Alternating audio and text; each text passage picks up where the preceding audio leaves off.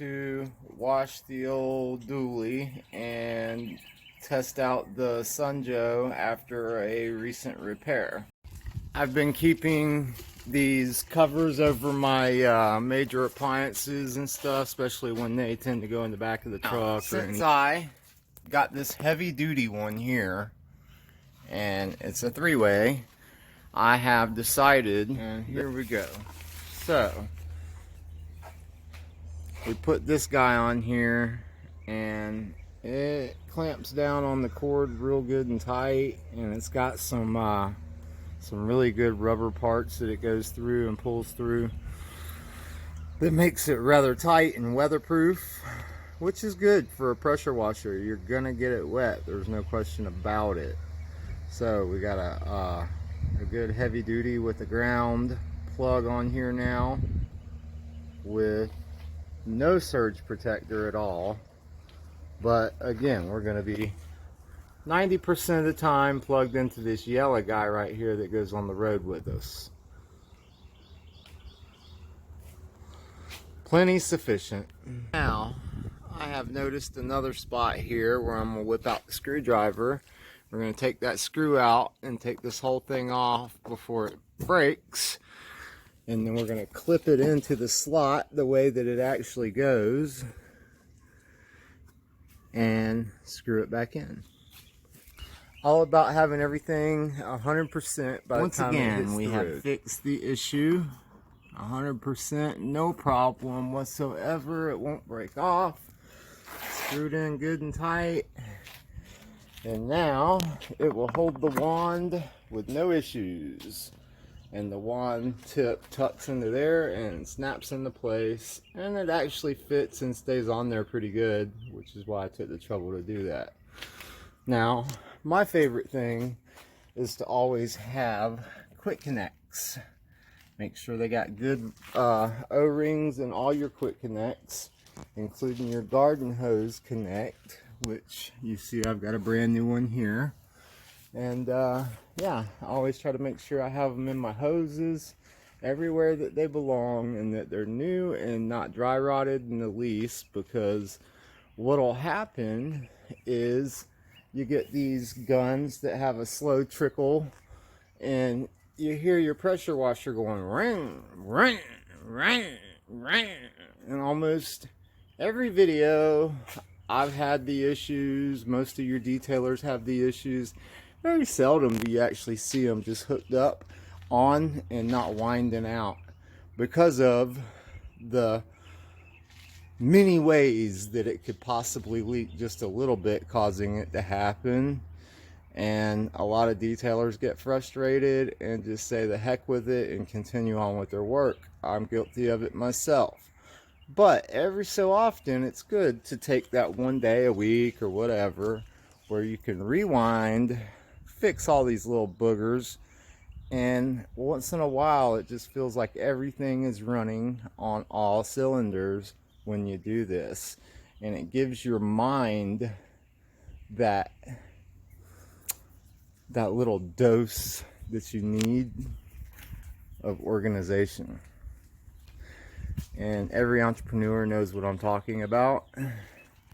That is our natural high, is being able to get everything in sync and organized. Alright, so here we go. We're going to hook everything up and give it a test run off of the garden hose, and then I'm going to make sure my tanks are ready to go. Okay, so I've taken Naval Jelly and WD-40, which is great for cleaning and rust removal.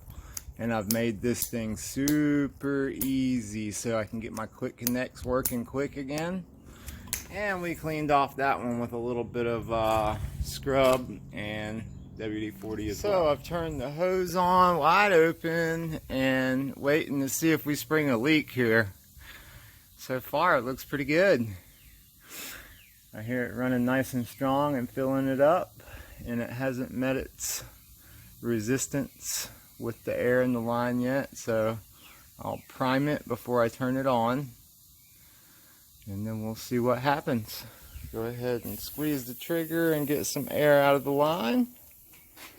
Once we see water and it's good and burped, we'll go ahead and turn that pump on. And so far we've had no leaks. Totally happy with that. It does do that last little pee in at the end, which is something that can be fixed as well.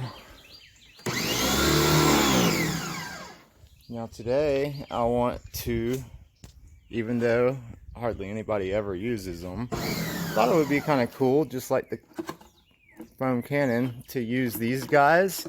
And because it has one where you can go either way with it, or put it in the middle when you're not using it, it'd be kind of cool if we had like an APC in one and a ceramic soap in the other, and then your fresh water. Okay, so we have our first trickle is happening right here, which is a simple tightening that can be done, and it's probably right here on the part where you can hand crank it, just from simply not being as tight as it could be. So now the only leak I have is 100% coming between the plastic and the brass fitting here. And so the hand crank part, no issues whatsoever. I can bust out a crescent wrench and likely give it a half turn and solve this problem. And even though it's on, you don't actually hear it running because it's being done mostly with no leak. And just to give it a shot so everybody can hear it run, only when you want it to. It runs when it's supposed to, and it don't when it's not.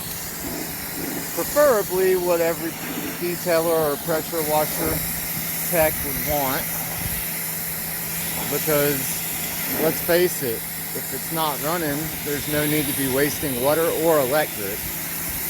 And that's just one of the benefits, or two of the benefits, I'm sorry. I do like the upgrade from the Hyper Tough. Now, for the installation of the vehicle, I have my own set up on a diaphragm pump. I'm going to recommend that you always have an end piece like this so you can cut the valve off and pretty much leave it off where you can see the ball covering the hole like so.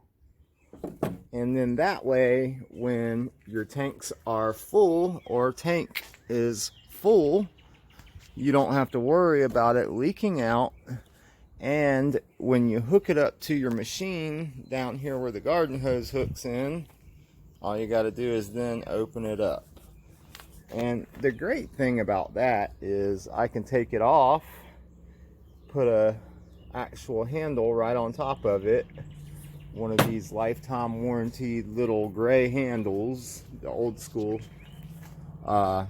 design.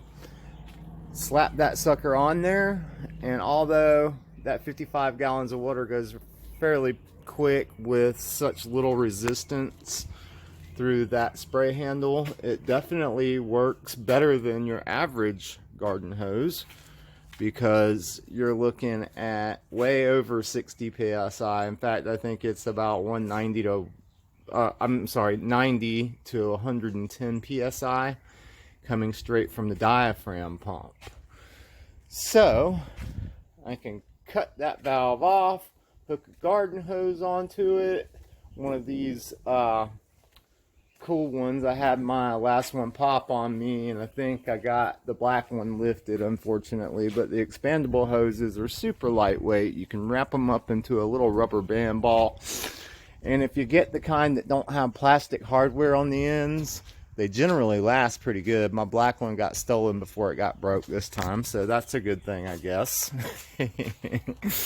Anyways, that being said, you can pop a little 50-footer on there and throw it down on the ground and go to town. They don't kink or anything, and you'll have normal pressure under that circumstance, just like as if you were using the garden hose outside.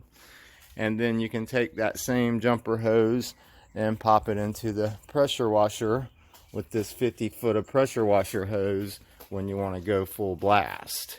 So you got both options, and The way mine is ran off of the dually is we have a whole switchboard of toggle switches, and one of which goes directly to the diaphragm pump where I can turn it on. And let's say it's hooked into a garden hose but not being ran, the pump shuts off when it has total resistance.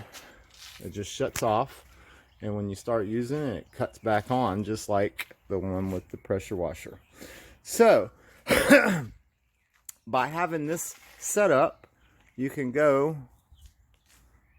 with normal pressure or high pressure, and 55 gallons will do an exceptionally big vehicle. It'll even do a party bus or an RV, depending on the level of dirt. Now, if you got to do the roof and it's pretty hammered, you're looking at 155 gallons just for the roof, and the rest can be done with a second fill. I recommend, if you do a lot of them, you invest in a 120 gallon tank, as you'll save yourself a lot of pain. And then you're looking at being able to do 5 or 6 cars out of one tank a day for your normal detailing. However, I've been into more of a niche, and I don't believe in overkill and overconsumption when it comes out of your profit margin.